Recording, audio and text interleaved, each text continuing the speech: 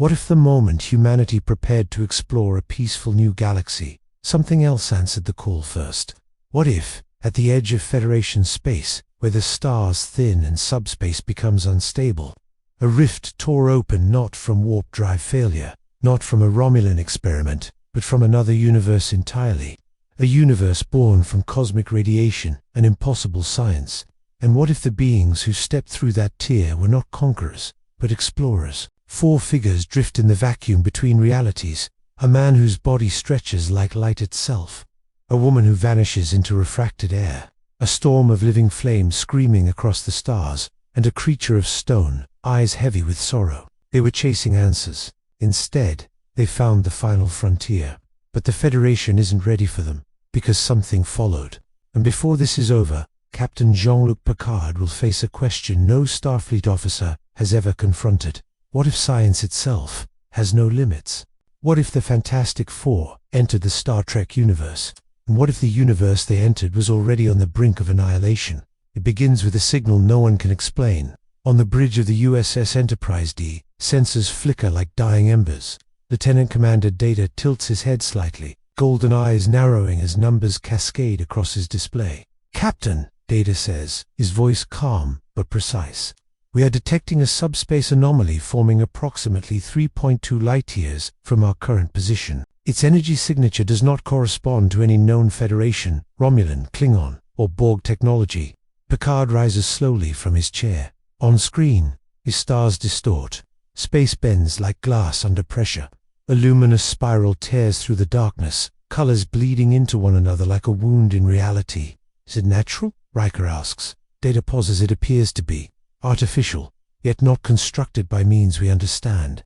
Inside that spiraling fracture, 4 figures tumble through chaos. Reed Richards' mind is racing even before his body fully reforms. His equations scream through his consciousness. This wasn't supposed to happen. The negative zone portal had been calibrated perfectly. So why had the cosmic radiation spiked? Why had the dimensional constant shifted? "Everyone report," Red shouts, his voice stretching as his arm elongates to anchor himself against debris. "I'm here," Sue's voice echoes, though her body flickers in and out of visibility as she struggles to stabilize her force fields. Yoni blazes into flame instinctively. "This is not our sky, Red. This is not our sky." Ben Grimm drifts, stone fists clenched. They got a bad feeling about this. Stretched, then the portal collapses behind them. Not gently, it implodes. On the Enterprise bridge, the anomaly detonates in silence. A shockwave ripples outward, slamming into the ship. Consoles spark, but deck shudders. Shields holding at 70%. Worf growls, but Data's voice cuts through the chaos. "Captain, 4 life signs have emerged from the anomaly. They are human, or at least genetically Terran." Picard's eyes narrow. "Beam them aboard." In Transporter Room 3, light gathers. The Fantastic Four materialize in a flash of Federation technology, collapsing onto the platform in confusion. Security officers raise phasers instantly. Ben pushes himself up, stone scraping against metal. "Okay, either we shrunk, or this ain't Manhattan." Johnny extinguishes his flames, staring at the sleek walls. Reed, why does this look like a retrofuture cruise ship?" The doors slide open. Captain Picard enters, composed but alert. "Welcome aboard the USS Enterprise," he says evenly. "You have traveled a very great distance." Reed stands slowly, adjusting his uniform, torn but dignified. His eyes scan the room with scientific hunger, not distance. Reed corrects quietly. "Dimension." Silence. Data steps forward, curiosity mirrored in his synthetic gaze. "Your claim suggests transdimensional displacement. That is theoretically possible under extreme quantum flux conditions, though no Federation experiment has successfully achieved it." Reed's eyes light up. Federation, and there it is. The realization, the starship, the uniforms, the insignia. Johnny's eyes widen. "No way, no actual way." Sue turns to Reed. "Reed, this isn't just another planet." Ben exhales slowly. "Tell me we didn't just jump into a TV show." Picard studies them carefully. Perhaps introductions are in order. Red straightens. Red Richards. Susan Storm. Johnny Storm. Benjamin Grimm. "We're explorers, scientists, astronauts." Worf steps forward slightly. "And your vessel?" Reed hesitates. It no longer exists, because the portal didn't just collapse. It was On the view screen, Data's console flickers again. "Captain," he says, voice tight with precision. "The anomaly has not fully dissipated. Residual energy is coalescing." Picard turns sharply. Coalescing into what? Data's golden eyes widen just slightly. A signal. From the tear in space, something answers. A transmission pulses outward, not in Federation frequency, not in any known language, but in pure mathematical structure. Reed freezes. He recognizes it. "That's impossible," he whispers, "because that pattern, that harmonic structure, belongs to only one mind in his universe, a mind older than stars, a being who consumes worlds to measure their worth." Picard steps closer to the view screen. "Mr. Data, can you decode it?" Data works rapidly. The message is incomplete. However, it appears to be a form of cosmic announcement. Reed's face drains of color. "He found us." Sue grips his arm. "Reed, who found us?" Before Reed can answer, space tears again. Not gently this time, not accidentally, deliberately. And through the fracture, something vast begins to emerge. A silhouette the size of a moon. Worf's voice drops into a low growl. "Captain, it is not a vessel." The shape moves. Humanoid, colossal, ancient. Picard's breath stills. Reed closes his eyes. "His name," Reed says quietly, "is Galactus, and the Enterprise is directly in his path." What if the being approaching the Enterprise was not a conqueror, but a force of nature? And what if Starfleet's greatest principles meant nothing to him? The silhouette expands against the stars, blotting out constellations as if they were dust on glass.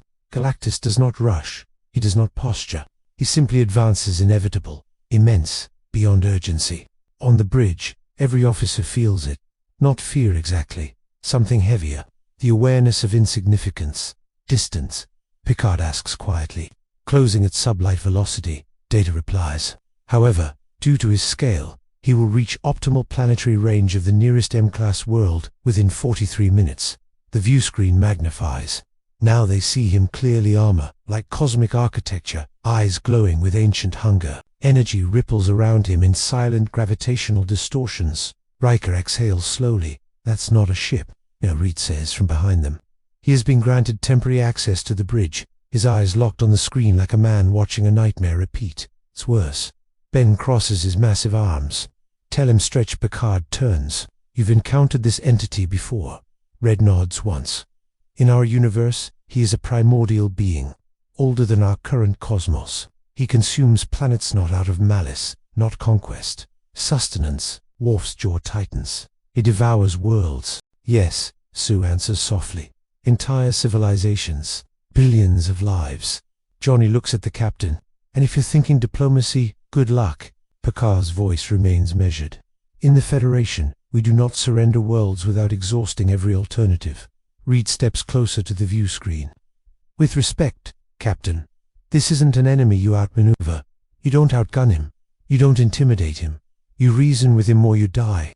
Data interjects. Captain long-range scans indicate the targeted planet hosts a pre-warp civilization. Approximately 6 billion inhabitants. A silence falls across the bridge. 6 billion, unaware.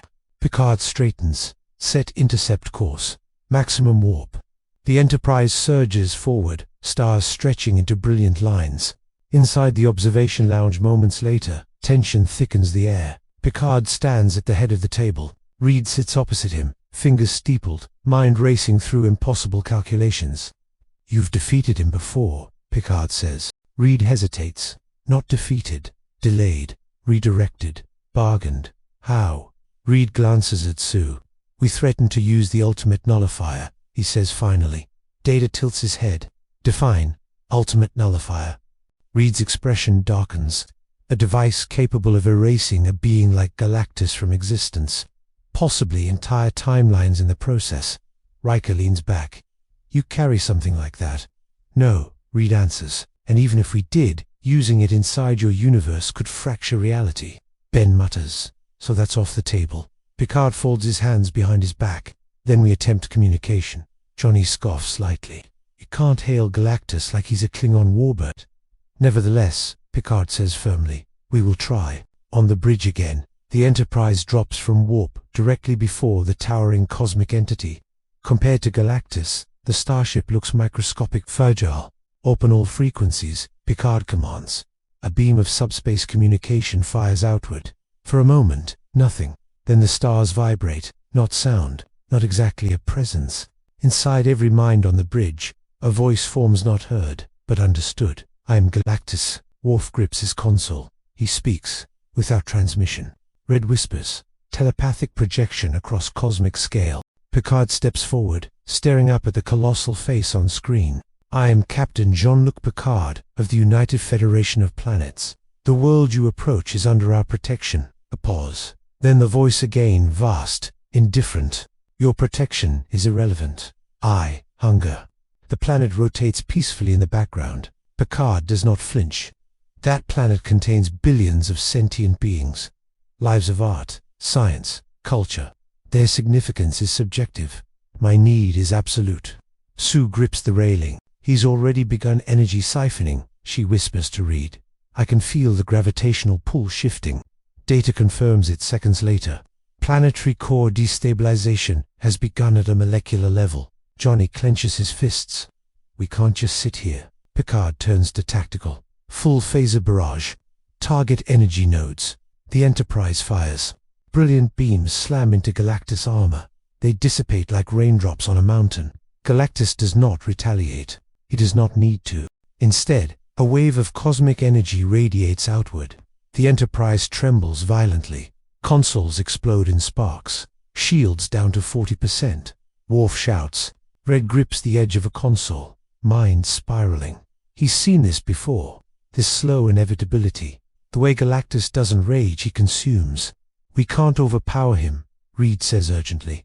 But maybe we can redirect him. Picard glances back. Explain. In our universe, he sometimes uses heralds, beings who locate suitable planets. If we can offer an alternative, an uninhabited world, rich in energy, you would redirect him, Riker asks. Reed's voice lowers. Yes. Sue's eyes flash. Red, you don't know what the cosmic constants are here. Feeding him might strengthen him. Ben growls softly. But 6 billion lives. The planet's oceans begin to shimmer as energy lifts invisibly from its core. On the surface below, unaware civilizations watch their skies flicker. Data suddenly stiffens. Captain, another anomaly forming.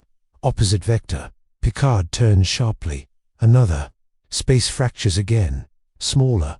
Sharper. From it emerges a silver streak, sleek, humanoid, radiant. Reed's breath catches. Oh no. Yanni stares. That's not. The figure halts between the Enterprise and Galactus, glowing like a newborn star. A calm, youthful voice echoes across space. My master does not require negotiation. The Silver Surfer has arrived, and he is not here to bargain. What if he only being capable of stopping Galactus had already decided the Federation was unworthy of survival? The Silver Surfer hovers between the Enterprise and his master, a radiant sentinel carved from living starlight. His board hums beneath his feet, cosmic currents spiraling like restrained galaxies. He does not posture, he does not threaten, he judges. On the bridge, every sensor strains to define him. Energy readings are incalculable. Data reports. He appears to be composed of a form of matter that is neither baryonic nor antimatter. Johnny leans forward, eyes reflecting silver light. Thus Norin Rad, herald of Galactus, and if he's here, it means the planet's already been chosen. Picard steps toward the view screen. Open channel. Before the order is fully executed, the Surfer's voice resonates not with Galactus's overwhelming weight, but with something quieter, sadder. I hear you, captain of this vessel. Picard inclines his head slightly. Then you know we stand in defense of the world behind you. The Surfer turns, gazing at the blue planet slowly dimming under Galactus' siphoning pull. I know you stand, he replies, but I have seen 1,000 civilizations stand. It changes nothing. Reed steps closer to the screen. Norin, listen to me. This isn't our universe. The cosmic balance here is different. You don't know what feeding him will do. The Surfer's luminous eyes narrow slightly. Reed Richards, even across dimensions, your voice carries defiance. Sue whispers. He remembers. Memory is irrelevant. The Surfer says softly. Hunger is not. Behind him, Galactus raises one immense hand. Streams of violet energy thread toward the planet's core like veins of death. On the surface below, tectonic plates tremble. Oceans begin to recede unnaturally. Auroras flare violently across equatorial skies. 6 billion lives. Unaware, Picard's voice sharpens. You claim inevitability, yet you stand between us and your master. Why? The surfer's gaze flickers just for a second, because something inside him hesitates. I was once of a world, he says quietly. I made a choice to save it. I became herald so others would be spared. Ben's rocky voice rumbles. Yeah, then spare this one. Silence stretches across vacuum. The surfer turns fully toward the Enterprise now. This universe is young, its species fractured. Klingon war, Romulan secrecy, Borg assimilation. You call it harmony, but your future is conflict. Riker stiffens. You've scanned us. I have seen your timelines, the surfer replies. Your Federation may rise, or fall. Galactus consumes worlds of lesser potential so greater ones endure. Reed's eyes widen. He's evaluating probability. Data nods. A cosmic utilitarian calculation. Picard steps forward, voice iron beneath civility. You reduce billions of lives to statistical projections. The surfer's voice lowers. All life is statistical from a cosmic vantage. Johnny flares suddenly into flame despite the vacuum. Encased in a force field, Sue instinctively projects around him. Then maybe it's time someone changed the equation. Johnny launches from the Enterprise in a blazing arc of fire, streaking toward the surfer like a solar flare. Johnny. No. Sue gasps. But it's too late. The Human Torch collides with the Silver Surfer in a detonation of light. For a moment, space itself seems to ignite. On the bridge, shields flicker from the shockwave alone. The surfer barely moves. Johnny's flames lash against him, cosmic fire meeting stellar energy. You don't get to decide who lives, Johnny shouts.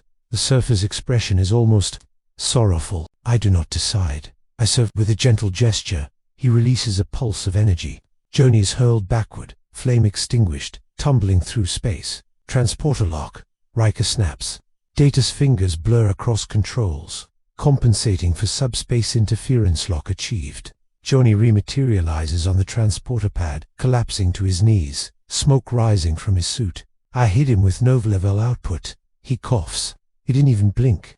Reed stares at the view screen, mind racing faster than warp speed. There has to be a variable, a flaw, a constant he can exploit. Captain, Data says suddenly, Galactus' energy siphon is accelerating. Planetary core collapse in 21 minutes. Picard's jaw tightens. Then we must force the Herald to reconsider. On screen, the surfer drifts closer to the Enterprise now, luminous and unreadable. I admire your courage, he says, but you misunderstand the scale of what approaches. Red steps forward again, eyes burning with intellect. What if you misunderstand this universe? The surfer pauses. Red continues rapidly. In our cosmos, Galactus exists as a necessary balance, but here, the cosmological constants differ. Dark energy ratios, quantum substrate density, they're not identical. Feeding here could destabilize him. The surfer's gaze sharpens. Explain. Reed gestures toward Data. Your sensors confirm subspace behaves differently here. Yes. Data nods. There are measurable variances in vacuum energy density compared to known theoretical baselines. Reed looks back to the surfer. Galactus absorbs planetary energy calibrated to his native universe, but this energy, this quantum signature, could interact for him, Sue asks quietly. Reed's voice drops. Or for reality itself. The surfer turns slowly toward his master. For the first time, uncertainty flickers across his metallic features. Behind him, Galactus pauses mid-size, and the cosmic giant's eyes glow brighter. You question my sustenance. The surfer bows slightly. Master. The scientist speaks of instability. Galactus' voice rolls across existence like thunder across infinity. All realities feed me. But even as he declares it, a tremor ripples through his armor. Data's console erupts with new readings. Captain Galactus' energy matrix is fluctuating. Reed whispers, it's starting. The siphoned planetary energy begins reacting violently with Galactus' internal cosmic field.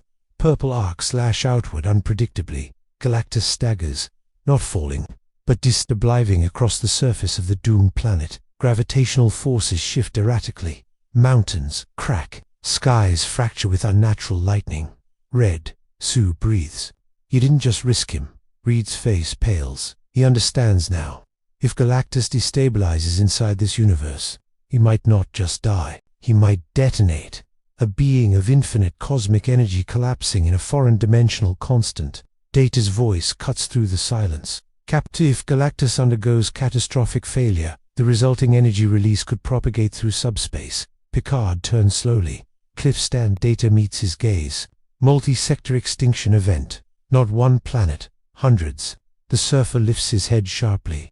You would risk galaxies to save one world. Reed swallows hard. I didn't calculate the cascade factor. Galactus roars not in anger, but in cosmic pain. The stars themselves flicker. And in that terrible instant, every being aboard the Enterprise understands. Stopping Galactus might destroy the Federation, and letting him feed might save it. What if saving one innocent world meant condemning 1,000 others, and what if the greatest minds in two universes had only minutes to decide which future survives? The bridge trembles as Galactus convulses in space, arcs of violet energy tearing across his armor like cracks in a dying star. Each pulse sends shockwaves through subspace. Consoles spark. The low hum of the Enterprise falters. Structural integrity holding at 63%, Worf reports, gripping his station as if bracing against a storm. On the viewscreen, the devourer of worlds staggers, not falling, not defeated, but destabilizing in a way no one present has ever witnessed. The Silver Surfer turns sharply toward Reed, his voice sharper than before. Your interference has disrupted the balance. Reed doesn't look away from the readings, scrolling across Data's console. I didn't interfere. Your master did. He assumed this universe obeyed the same laws as ours. Sue steps closer to him. Reed, the cascade factor. I know, he whispers. Data's voice is calm but urgent.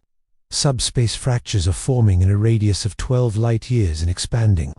If Galactus' energy matrix collapses completely, the shockwave may propagate along existing warp corridors. Riker's eyes widen. You're saying warp space itself becomes a fuse? Yes, Commander. Picard stands motionless, but his mind is moving at tactical speed. Options. Silence. Because there are none that are clean. Ben steps forward, stone fists clenched. So we're stuck between letting him eat 6 billion people, or blowing up half your Federation. Johnny pushes himself upright from the medical bay doorway, refusing to stay down. There's gotta be a third door. There's always a third door. Reed's eyes flash with desperate brilliance. Not a door, a bridge. They all look at him. If Galactus can't metabolize this universe's energy properly, Reed continues, pacing now, stretching his arms unconsciously as equations form mid-sentence. Then the instability comes from incompatibility, the quantum signature mismatch. Sue catches on first. You're thinking harmonics. Yes, if we can modulate the planetary energy frequency alter, its quantum phase before it reaches him, we might stabilize the transfer. Riker frowns. You're suggesting we help him feed. Reed hesitates. I'm suggesting we control how he feeds. The surfer's voice cuts in, quieter now. You would engineer sustenance for a god. Reed meets his gaze on the screen. I would engineer survival for everyone. Picard studies Reed carefully. Can it be done? Reed nods slowly. With your deflector array, a synchronized harmonic pulse, and precise subspace calibration. Maybe, Worf repeats grimly. Data interjects. Time constraint. 12 minutes until irreversible planetary core failure. The planet on screen flickers with rising magma plumes and collapsing coastlines. Civilizations below are beginning to notice the sky changing, communications flooding their own networks with fear. Sue closes her eyes briefly. Reed, even if you stabilize him, he still consumes the planet. Reed's jaw tightens. Unless we redirect the feed. Picard steps closer. Explain. Red gestures to the stellar map. There's an uninhabited gas giant in this system, massive high-energy core. No life signs. If we reroute Galactus, siphon beam through the deflector and refract it toward that planet, you'd be hijacking a god's feeding tube. Johnny mutters. Yes. Data processes rapidly. Probability of success, 32%. Ben snorts. I've seen worse odds. The surfer watches silently. Galactus roars again, another tremor ripping across nearby stars. You dare tamper with my consumption. Picard steps forward, voice unwavering. We dare to preserve life. The cosmic giant's gaze shifts, focusing now on the Enterprise directly. You are insignificant. Worf grips tactical. Shields at 40% and falling. Reed turns urgently to Data.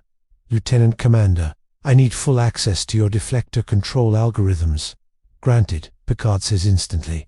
Data nods, transferring interface to auxiliary science console. Reed's fingers stretch across multiple panels at once, manipulating streams of alien Federation code with frightening speed. Johnny watches him. Strutch, you'd better not be about to accidentally invent the Big Bang 2.0. No pressure, Red mutters. Sue steps beside him, projecting a faint force field around the console to stabilize it from tremors. Talk to me, Red. I'm matching the planetary energy signature to Galactus' native quantum baseline. Well, as close as I can approximate without collapsing constants. Data, I need real-time feedback on phase variance. Variance at 0.87 and narrowing. Outside, the surfer hovers unswervely.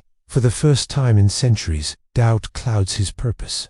Master, he calls telepathically, allow them to attempt stabilization. Galactus' reply shakes nearby moons. You question my power.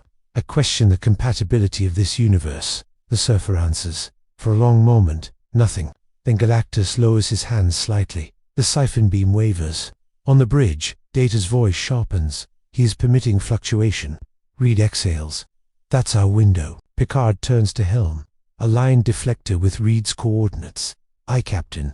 The Enterprise pivots, positioning itself directly between Galactus and the doomed planet. Worf glances back. Sir, we are placing ourselves in the primary energy stream. Picard's voice is calm. Steel, so be it. The siphon beam strikes. The deflector dish erupts with blinding light as cosmic energy slams into it. The chef groans under strain. Structural integrity at 50%. Reed shouts over the chaos. Now. Phase modulation. Data activates the harmonic inversion. A pulse radiates outward from the deflector settle, but precise shifting the frequency of the incoming energy. On screen the siphon beam bends, just slightly at first, then more. Like light through a prism, the energy stream refracts away from the inhabited world Reed, directing toward the distant gas giant Galactus Stidis. The violent fluctuations in his armor begin to smooth. The planet behind him stops tearing itself apart. On its surface, earthquakes subside, oceans settle. 6 billion lives breathe again, unaware of how close they came to extinction. But the strain on the Enterprise is catastrophic. Shields collapsing, Worf shouts. Consoles explode in showers of sparks. Reed grips the console, refusing to disengage. Hold it together, just 30 more seconds. Johnny brasses against a railing, eyes wide. You'd better be right. Stretch. Galactus absorbs the redirected energy, now massive streams pouring from the gas giant instead. His glow intensifies, but stabilizes. The tremors stop. The subspace fractures begin sealing. Daddle looks up. Cascade event aborted. On the view screen, Galactus straightens to full, terrible height. Silence falls across space. The Silver Surfer lowers his head slightly toward the Enterprise. You have done what no species has achieved. You have fed Galactus without sacrifice. Picard exhales slowly, but Galactus' eyes flare once more. You have altered the balance. Red stiffens. Galactus turns his colossal gaze fully upon the Enterprise. You have proven your universe. Interesting. Johnny swallows. That doesn't sound good. Galactus raises one immense hand not to attack, but to gesture. Space behind him ripples again. A portal forms, larger than before. Stabler. You belong elsewhere. Reed Richards. Sue grips his arm. Reed Galactus' voice echoes like the birth of stars. Return to your reality. The portal hums with dimensional energy, precisely calibrated, a way home. But Data suddenly stiffens. Captain, the portal's energy signature is not identical to the anomaly that brought them here. Reed's eyes narrow. What's different? Data meets his gaze. It is not random displacement. Picard turns slowly back to the screen. Then what is it? Data answers quietly. It is targeted. The portal isn't sending them back. It's sending them somewhere specific. And Galactus is choosing the destination. What if the way home wasn't a rescue, but a judgment and... What if Galactus intended to decide where the Fantastic Four truly belonged? The portal swells behind Galactus like a living horizon, colors folding inward on themselves in impossible geometries. It isn't chaotic like the rift that dragged them here. This one is deliberate, precise, controlled by a being who measures universes the way mortals measure seconds. Reed stares at it, every instinct screaming calculation and danger at the same time. He's not just opening a door, Reed murmurs. He's setting coordinates. Sue tightens her grip on his arm. Coordinates to where? Before Reed can answer, Galactus speaks again, his voice, no longer pained, no longer unstable, but restored to cosmic certainty. Your presence disrupts this reality, yet your intellect preserves it. Such paradox cannot remain unresolved. Picard steps forward, his tone firm but respectful.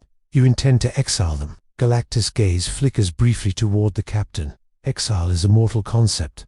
Accurate balance. Johnny scoffs nervously. Yeah, well, your creation almost wiped out a planet. The Silver Surfer turns toward Johnny, his expression unreadable. And yet it did not. Ben growls. Because we stopped it. Galactus' eyes burn brighter. You delighted. Reed's jaw sets. Then let us return home. Our universe can handle its own balance. Galactus pauses. No. The word resonates through subspace like a verdict. Your universe breeds defying minds. Your presence here has shown me something. Sue's voice trembles. What? Galactus' gaze shifts, sweeping across the stars of the Star Trek. Universe warp. Lanes glowing faintly like neural pathways in a living brain. This reality stands at a threshold. Its science reaches toward godhood, without understanding consequence. Picard stiffens. We seek knowledge, not godhood. Galactus' response is immediate. Intent does not alter outcome. Dat interjects. Curiosity overcoming protocol. You believe our technological trajectory poses a multiversal risk. Galactus regards him for a long moment. You are anomalous. Synthetic yet sentient, a sign of what approaches. Reed's eyes widen. He's talking about evolution, artificial intelligence, subspace manipulation, temporal mechanics. Johnny mutters, great, we broke the universe, and now with a warning label. Galactus raises his hand again. The portal shifts its internal structure, reorganizing, revealing brief flashes of unfamiliar stars. Darker, older. I will send you where your interference serves a greater equilibrium. Sue shakes her head. You don't get to decide our fate. The Silver Surfer finally turns fully toward them, his voice slow. In every universe, Reed Richards seeks to solve the unsolvable, and in every universe, reality bends because of it. Reed meets his gaze. Then maybe reality needs bending. Picard steps between the Fantastic Four and the screen, his voice carrying quiet authority. You owe these people a debt. Without them, the instability you caused would have destroyed this region of space. Galactus regards Picard with something close to acknowledgement. Debt is irrelevant, but observation is not. The cosmic giant lowers his hands slightly. You may choose. Everyone freezes. Reed's heart pounds. Choose. What? Galactus' eyes blaze. Return to your universe and forget this one, or remain and become a fixed variable in its future. Johnny's eyes widen. Wait, stay here, lie. Permanently. Ben looks at Reed. Stretch. This ain't home. Sue's mind races faster than her heartbeat. Earth. Family. Familiar skies. But also billions of lives saved here because they were present. Picard turns to them, his voice softer now. If you'll remain, your knowledge, your presence, it would change the course of Federation history. Data adds quietly. Probability matrices indicate your continued existence in this universe increases. Survival outcomes in multiple future conflict scenarios. Red swallows hard. He sees it now. Why Galactus is doing this. Not punishment. Selection. You're not banishing us, Red says slowly. You're seething. Galactus does not deny it. Johnny runs a hand through his hair. So either we go home and pretend this never happened, or we stay and help build a future that might not survive without us. Sue looks at Reed. We'd never be just visitors again. Ben exhales heavily. We'd be aliens. Picard watches them closely. You would also be explorers. As you claimed, portal pulses, unstable knots, collapsing, but waiting. Time is limited. Galactus in turns. Reed closes his eyes. Every equation in his mind screams that staying will fracture causality. That leaving may condemn futures he's now aware of. He opens his eyes. We need a moment, Reed says. Galactus' gaze lingers, then he nods once. Moments are luxury. Take one. The cosmic giant in his herald withdraws slightly, hovering in silent judgment. On the bridge, the Enterprise hums weakly, wounded but alive. Johnny looks at Reed. You're thinking of staying? Reed doesn't answer immediately. Sue watches him carefully. You're afraid of what happens if we don't. Ben clenches his fists. What about our Earth? Reed finally speaks, voice low and raw. What if our Earth survives because others don't? Silence. Picard breaks it gently. Whatever you choose. History will remember this moment. Data tilts his head. So will the universe. Outside, the portal flares brighter. The choice cannot be delayed. And once made, there will be no going back. What if the choice wasn't about where they belonged, but about who they were willing to become? The portal hums like a heartbeat suspended between universes. Its surface ripples with distant stars. Familiar constellations flicker for a second, then vanish, replaced by darker, uncharted skies. It is not stable. It is waiting. On the bridge of the Enterprise, no one moves. Reed stands at the center of it all, the weight of two realities pressing against his mind. Go home and protect the timeline they understand. Stand become architects of one they barely comprehend. Johnny breaks the silence first.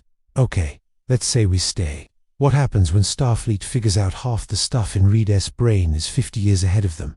Riker answers carefully. We adapt. Ben snorts. Yeah, and what about the Klingons? The Romulans? You think they're re-gone?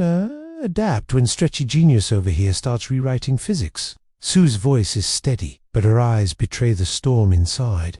Reed, if we stay, we don't just help, we interfere.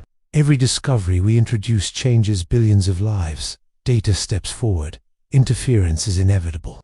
The question is whether it is measured. Reed looks at him sharply. Measured how? By restraint. Data replies. You have demonstrated capacity for both destruction and preservation within minutes. Logic suggests you are capable of intentional moderation. Picard studies Reed. Your presence would accelerate our scientific evolution. But the Federation is not without principle. Knowledge without wisdom is dangerous. Reed lets out a hollow laugh. I've heard that before. Outside, Galactus watches, silent, patient. The Silver Surfer drifts closer to the Enterprise, his luminous form casting reflections across the hull. You fear corruption of destiny? The Surfer says softly. Yet destiny bends regardless. Johnny looks at him. Easy for you to say. You gave up your world. His Surfer's eyes dim slightly. I saved it. Ben steps forward. By condemning others.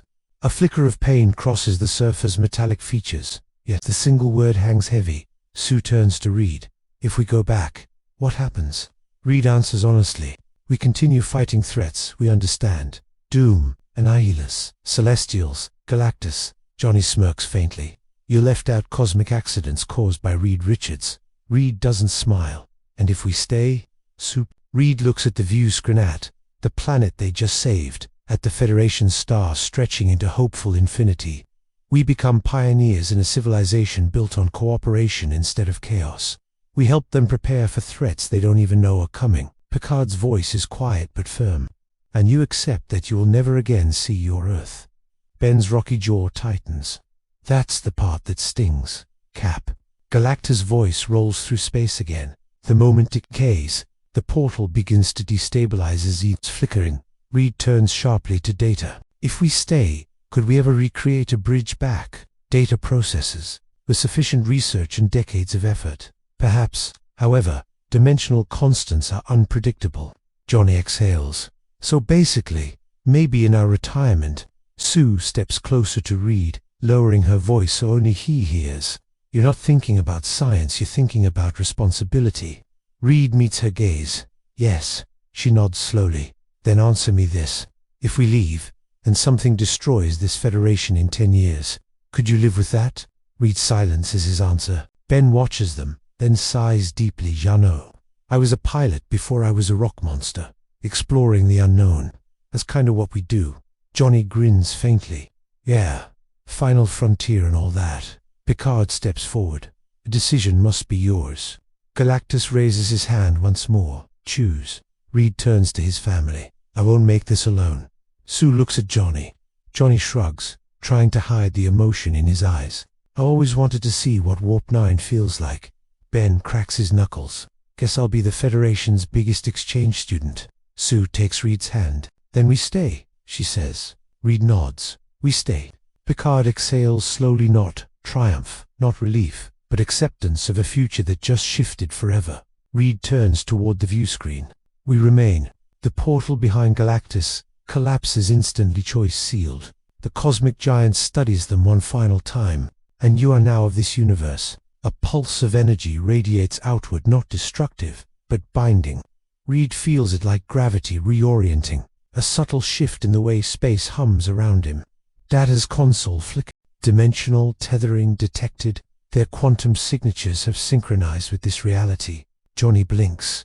Translation. Red answers quietly. We can't go back. Not the way we came. The Silver Surfer inclines his head toward them. You have chosen courage over comfort. Ben mutters, or insanity. Galactus turns away, his immense form beginning to drift into deeper space. This reality will test you. His final words echo like prophecy, and I will watch.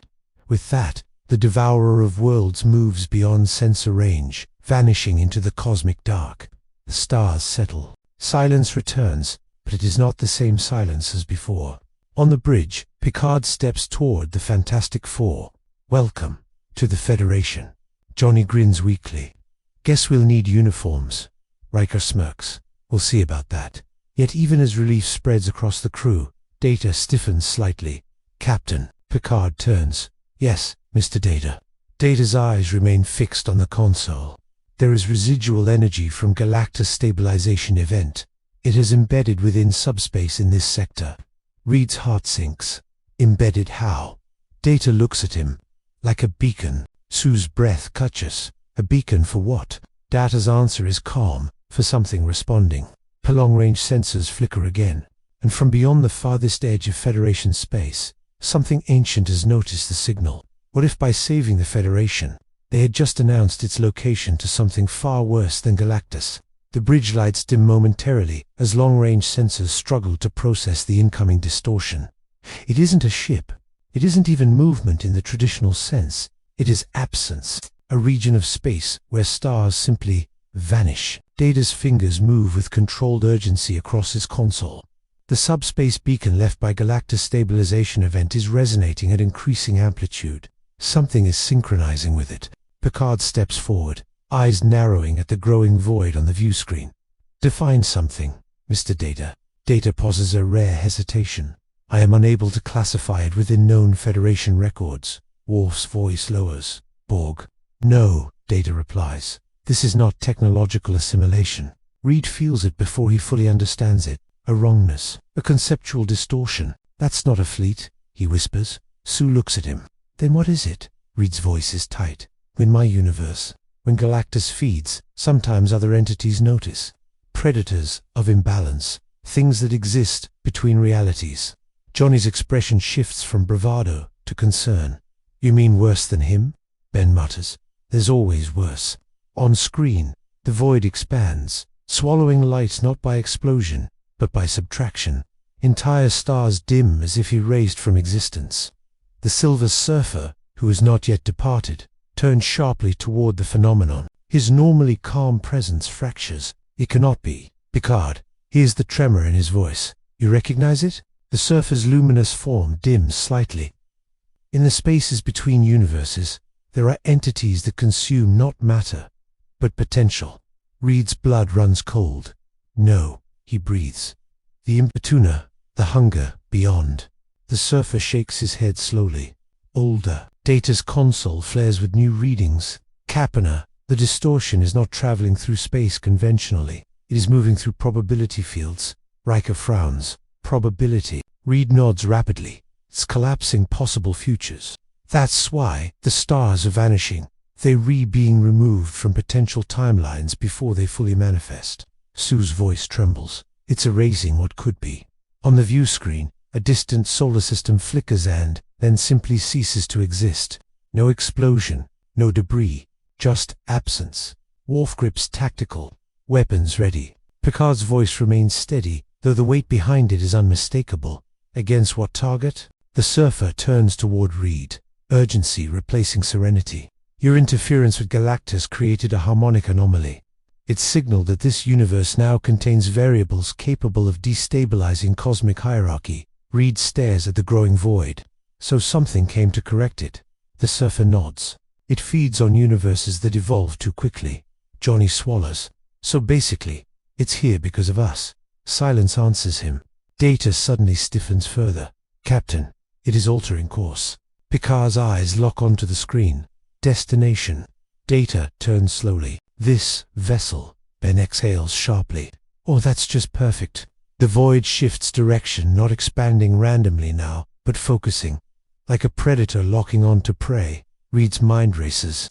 It's targeting the anomaly's source. The beacon. US. Sue steps closer to him. Can we shut it off? Data shakes his head. The beacon is not an active transmission. It is embedded subspace resonance. Removing it would require Reed finishes the thought. Massive energy inversion. Johnny blinks. Which means blowing ourselves up might disrupt the signal. Ben growls. Picard turns sharply. That is not an option. The surfer steps forward, silver light intensifying. I can intercept it. Reed looks at him. You don't even know what it is. The surfer's voice is firm now. I know its nature. It unravels possibility. If it reaches your vessel, the dimensional tether that binds you to this universe may collapse. Sue's breath catches meaning. You would not die, the surfer says softly. You would unbe. Johnny stares at him. I officially hate that word. On screen, the void pulses closer now. Subspace around the Enterprise begins to distort, flickering like static. Data's voice tightens. Probability feels destabilizing in our immediate vicinity. Multiple projected futures of this vessel are collapsing. Riker grips the arm of his chair. Captain Picard stands tall. Evasive maneuvers.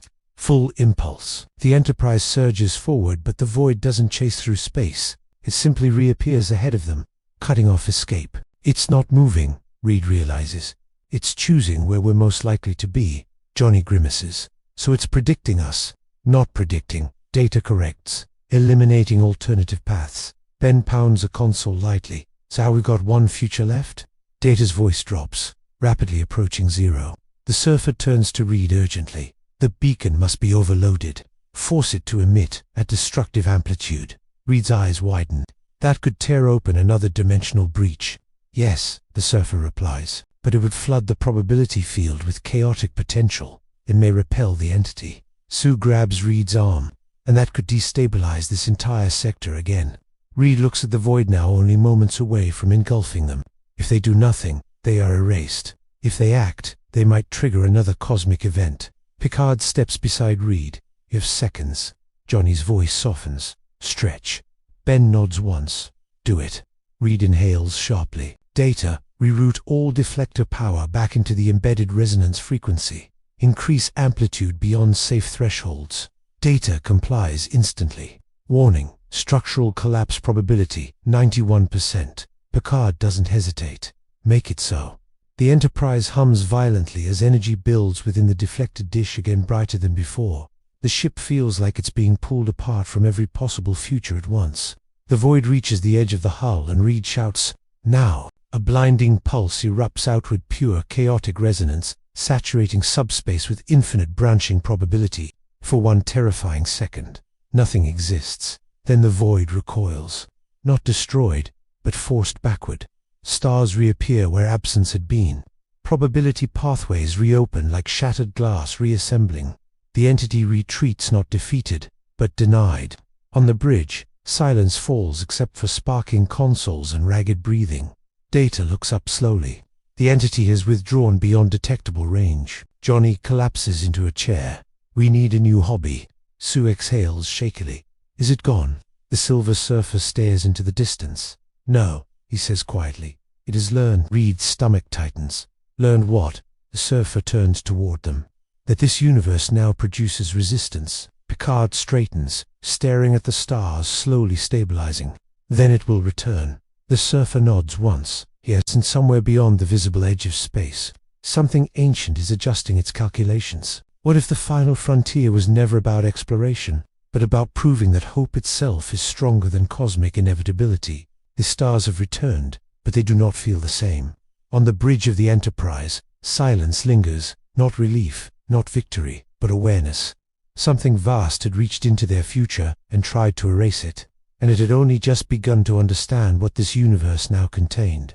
Picard stands at the center of his bridge, hands clasped behind his back, staring into the restored Starfield damage report. Worf answers steadily. Multiple systems offline. Structural integrity at 42%. Casualties minimal. Minimal. 6 billion lives still orbit safely behind them. Reed watches the sensor readouts carefully. The probability fields are stabilizing. The entity has retreated beyond immediate subspace layers. Johnny leans back in his chair, exhausted. Translation: it backed off. Sue shakes her head softly. No, it recalculated. Data nods. Agreed. Its withdrawal pattern suggests strategic reassessment, not defeat. The Silver Surfer hovers silently at the edge of the view screen, no longer imparting, almost contemplative. "You've altered this universe," he says quietly.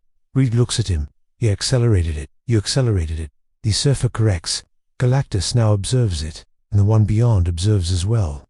Your presence has made this reality significant." Ben exhales heavily. "We just moved the neighborhood up a tax bracket." Picard turns toward the Fantastic Four. "You chose to remain," he says. "You chose responsibility over refuge." Reed nods once. "And it almost cost you everything." Picard's expression softens slightly. "Almost." On the main screen, the once doomed planet glows peacefully. Storm systems settle. Continents remain intact. Billions of unaware beings continue living ordinary lives. Sue steps closer to the viewport.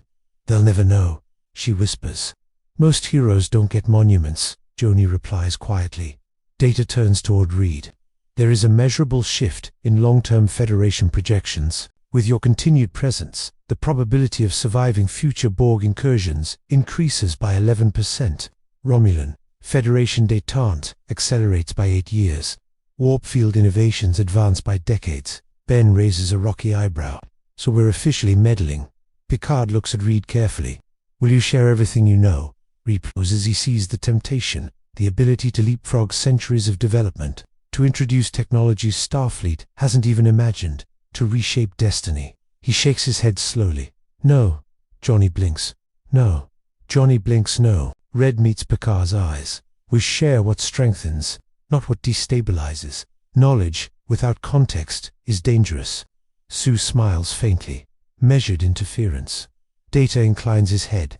"Logical." This Silver Surfer begins to drift backward into space. "My master will not forget this universe," he says. "Nor will the one that feeds on possibility." Reed steps forward. "And next time, we'll be ready." And the Surfer studies him one last time. "You have chosen a path without certainty. That is rare." Johnny grins weakly. "We specialize in rare." And then the herald of Galactus turns, streaking into the cosmos like a silver comet, vanishing into deep space. The bridge feels smaller now, quieter, but heavier with meaning. Picard returns to his command chair. "Set course for Starbase 12, Warp 6. We have much to discuss." The Enterprise turns gracefully, engines flaring to life. As the ship enters warp, Reed stands beside the viewport, watching stars stretch into brilliant lines. Sue joins him. "No regrets?" she asks softly. Reed considers the question not as a scientist, but as a man. "We gave up our world," he says, "but we saved another." Ben approaches, arms folded. "And we get to explore a whole new frontier. Could be worse." Johnny smirks. "Plus, I called dibs on test driving a warp shuttle." Sue laughs quietly. For the first time since they arrived, it feels real. They are no longer visitors. They are part of this universe. Days later, in the observation lounge, Picard and Reed stand alone, stars drifting beyond the glass. "You understand?" Picard says calmly that your arrival will ripple through history. Red nods. "History always ripples. The question is whether it drowns or carries people forward." Picard studies him thoughtfully. "You and I are not so different, Dr. Richards." Reed allows a faint smile. "Explorers." "Yes," Picard agrees. "But explorers who now know that exploration has consequences. Far beyond Federation space, in the silent dark between galaxies, something ancient recalibrates. It has tasted resistance. It has measured possibility. And for the first time in eons, it hesitates. Because this universe is no longer predictable. It now contains minds that challenge cosmic constants. And somewhere, deeper still, Galactus drifts through the void, observing the warp signatures of a civilization growing stronger. He does not hunger. He watches. On the Enterprise bridge, Data looks at the stars and speaks softly, almost to himself. Curious. The presence of uncertainty appears to increase hope. Riker glances at him. That doesn't sound very scientific. Data considers it is efficient. The camera of the mind pulls back beyond the Enterprise, beyond the sector, beyond the galaxy itself. Two universes, once separate, now subtly entangled. A federation strengthened by impossible science. A Fantastic Four reborn as pioneers of a new frontier. The void still exists. The Watchers still observe, but so do they. And in a cosmos where gods devour worlds and entities erase futures, 4 explorers chose to stay, not because they were certain, but because someone had to stand between annihilation and possibility. And in doing so, they proved something even Galactus could not ignore. Science may reach beyond the final frontier, but courage is what carries it there. The stars stretch infinitely ahead, and this time, they are not alone.